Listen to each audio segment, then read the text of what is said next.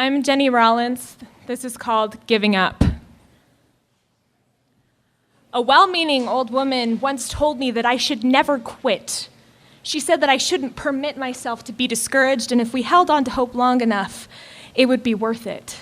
It took me a while to split myself from this rhetoric. I felt sick, ashamed that I couldn't make it, because no matter what, when you say divorce, people are forced to look at you differently because, of course, when a marriage ends mid-course, it doesn't happen accidentally. People don't seem to trust the source, even though I say that sometimes in the course of human events, it becomes necessary for one person to dissolve the marital bands in order to cling to any shattered semblance of self-respect left. We're haunted by the idea of giving up. Our ghosts cry, "You fail when you no longer try." We need the bullseye to justify how hard we try. To never drop the ball, we crawl until we make that finish line. We build our own volatile Versailles in the sky, then realize we can't fly high enough to reach it because in a bitter, committed, counterfeit society, the worst thing you can do is quit. Winston Churchill is often quoted saying, "Never, never, never give up." But in trying to fix our relationship, I couldn't help but give up. I gave up sleep.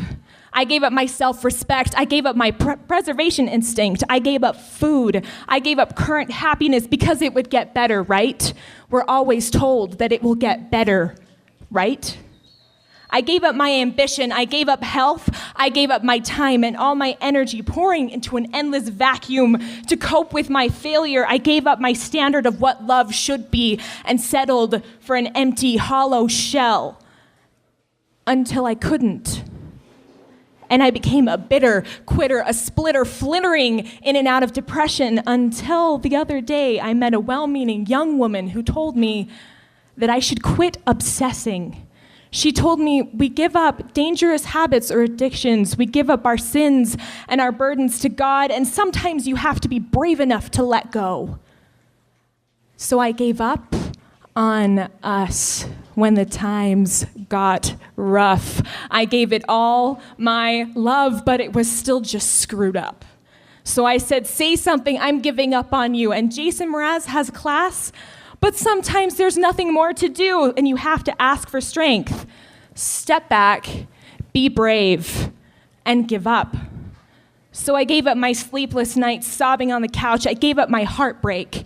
I gave up my constant comparison. I gave up my eating disorder. I gave up a reality that was worse than my nightmares. I gave up questioning my identity as a child of God.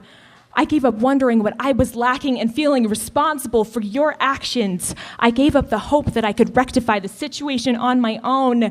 I gave up on settling for anything less than I deserved.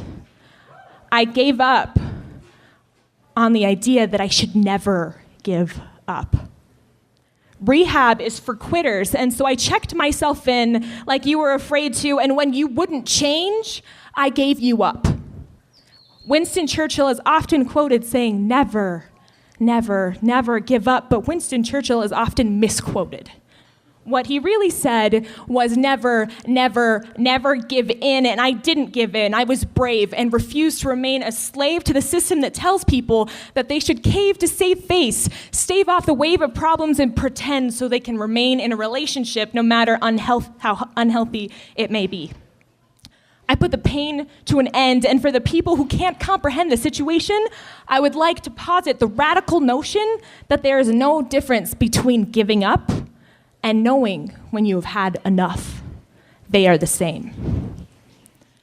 I'm still haunted by dreams. I'm broken. Sometimes I faint like the token blonde in a horror film. I'm choking on the smoking fire, and folks are tossing on combustible what-ifs in a vague sans serif I can't quite place. But then I wake up, and my reality is better than what I gave up.